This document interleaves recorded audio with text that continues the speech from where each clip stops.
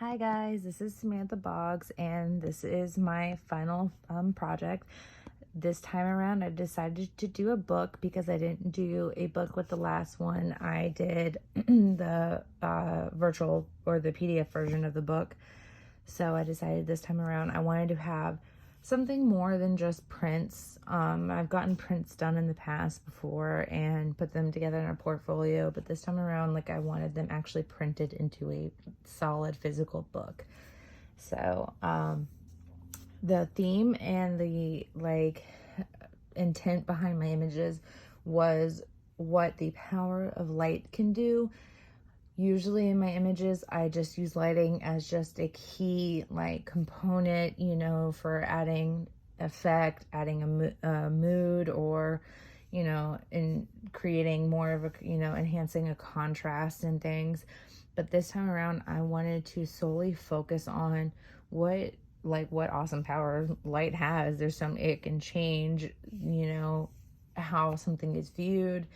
It can be incredibly it can change a pattern. It can be incredibly beautiful to work with. So that's where I started off with.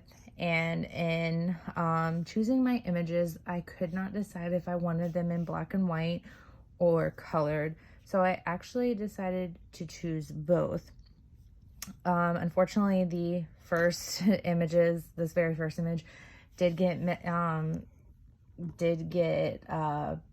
I guess not necessarily misprinted, but it was not printed in the right order, and it was supposed to be the black and white image first, and then I actually put this image right here all the way at the end of the book for that specific reason, because these were my only two landscape style photos.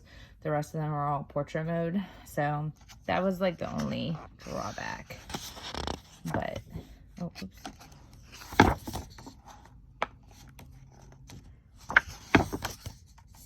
And I really did, even from hearing the feedback from the other students, I really did have a lot of trouble deciding between doing black and white and colored, because the images, both versions, they're really both so beautiful.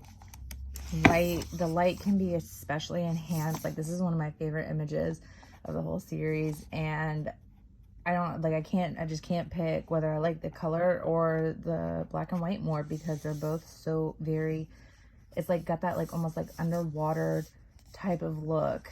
So, and I also stayed away from doing a lot of botanical style images and focused more on more abstract images, and definitely more man-made, but also at the same time, they weren't solely abstract. They you could obviously tell when the wall was a wall. You can see here when a leaf is a leaf. This is probably one of my other favorite images of the whole series. It reminds me a lot of Imogen Cunningham's work, and I am so inspired by her. And I took a lot of new images for this series. I didn't have too many that I kept from the previous, I can't even turn this page, from the previous projects.